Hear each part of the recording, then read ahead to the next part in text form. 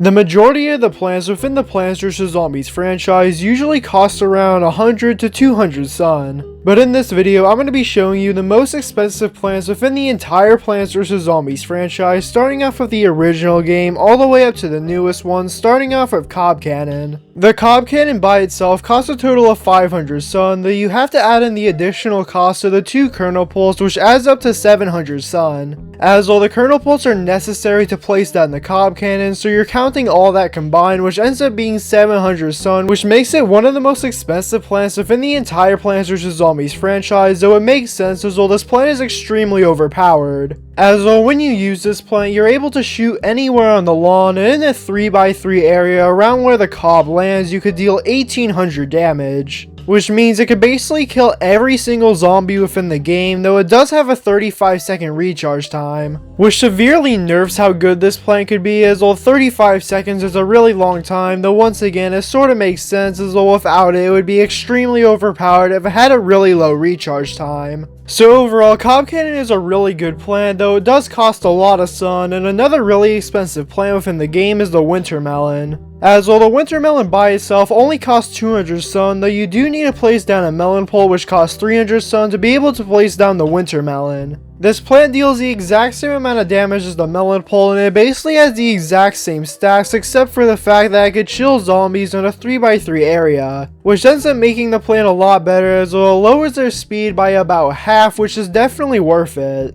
As well, not only is it one of the best attacking plants in the game, it's also one of the best stalling plants in the game. And while you're basically able to deal double the damage as a normal melon pole, as well, since they're slowed down by 50%, you're able to hit them twice in the same amount of time the melon pole would be able to hit them once. So once again, Winter Melon is a really good plant, and moving on to the next game, we have Plants vs. Zombies Endless Edition, with the newest most expensive plant being the Electric Anomie. Now, the Electric Anomie costs a total of 300 Sun, and is not the most expensive plant in the game, though it's by far the most expensive new plant. As well, throughout the rest of the video, I'm only going to be counting new plants from the game, as well if I went over the same plant over and over again, it would get really repetitive. But yeah, the Electric Anomie is basically an underwater version of the Gloomshroom, as well as exclusive to the underwater world. And while it's by far the best underwater plant, as well is able to deal very heavy damage in our 3x3 area around it by creating an electric field. So because of that, even if you only place a few of these plants down, it ends up becoming really overpowered, as well it deals an insane amount of damage. Now moving on to Plants vs. Zombies Social Edition, the most expensive new plant in this game is the Flame Wood. Now the Flame Wood works the exact same way as a normal Torch Wood, except that it costs 300 Sun and it deals triple the damage of the normal P.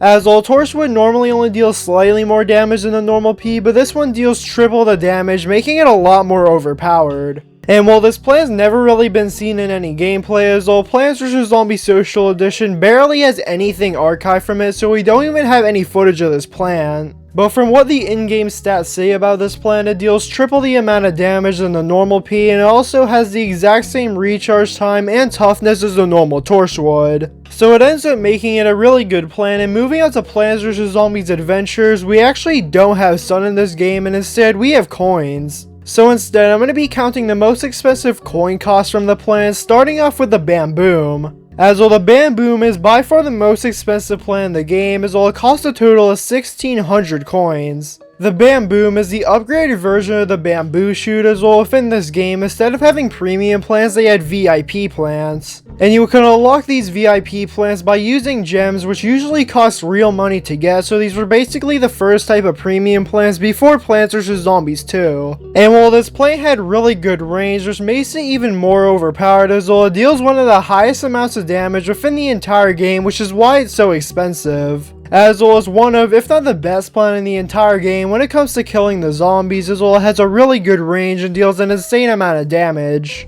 And we also have the Shamrock Star, which is the upgraded version of the Shamrock, and it costs a total of 1200 coins, which is only 400 less coins, and it shoots from a very far radius, though it doesn't deal as much damage. Though it's still really good, as well as basically able to shoot anywhere on the lawn, which is one of the only plants in the game that's able to do that. So even though it doesn't deal as much damage as the Bamboom, it's still definitely one of the best plants in the game, as well it has a very big radius. And well, the final plant in this game is the Beatboxer, as well it costs a total of 900 coins and it's the upgraded version of the Beat. And well, since it's a melee plant, it has a very short range, though it deals an insane amount of damage, which definitely makes up for it. And well, it's by far the best melee plant in the game, and it's by far the best close range plant in the game as well it deals an insane amount of damage. So overall, even though all three of these plants are all really expensive, they all make up for it, but in the fact that they're all extremely overpowered and deal an insane amount of damage. Now moving on to the next game, we have Plants vs Zombies 2, starting off with the Winter Melon. Now the Winter Melon is one of the few plants in the game that actually costs 500 sun. As well, it deals 80 damage, has a 5-second recharge time, and is able to deal damage in a 3x3 area, and just like the first game, it's also able to chill zombies in a 3x3 area for a total of 10 seconds for every time it chills them.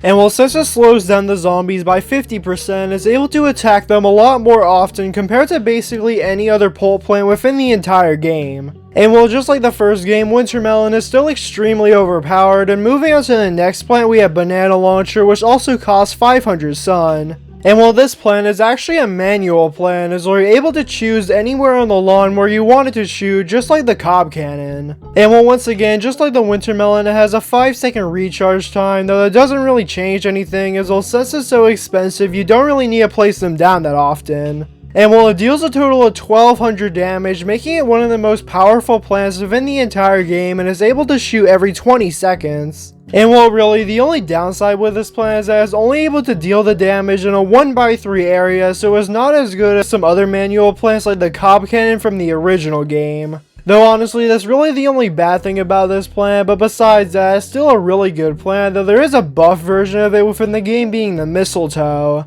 As well, the Mistletoe is quite literally an exact copy of the Banana Launcher, except that it's also able to chill the zombies for a total of 10 seconds in a 3x3 radius. As well, it deals 1200 damage in a 1x3 area, and is able to shoot every 20 seconds, and it costs 500 sun, and has a 5-second recharge time. So they quite literally just took the Banana Launcher, changed the texture, and made it so that it could chill the zombies in a 3x3 area, and they called it a new plant. So it's definitely a really lazy premium plant, as well as an exact copy of the Banana Launcher, though there is one more plant I want to go over, being the Tile Turnip. As well, technically, Tile Turnip is the cheapest and most expensive plant within the entire Plants vs Zombies franchise. As well, when you first get it, it's one of the many plants that cost 0 sun, though by the end of it, it could cost a total of 64,000 sun. As well, you're able to place this plant down a total of 9 times, and every single time it doubles in sun. As well, it starts with 0 sun, then goes to 250, then 500, then 1000, 2000, 4000, 8000, 16,000, 32,000, and finally 64,000 sun. So because of that, it's by far the most expensive plant within the entire Plants vs Zombies franchise. And while you're not even really able to get this plant to 64,000 sun unless if you use mods, as well, it's quite literally impossible to get that much sun. And moving on to the next game, we have Plants vs Zombies 2 China, starting off with the Cob Cannon. Now the Cob Cannon is very similar to the original game's Cob Cannon, though the stats are changed a pretty good amount, though it does cost 500 sun just like the original.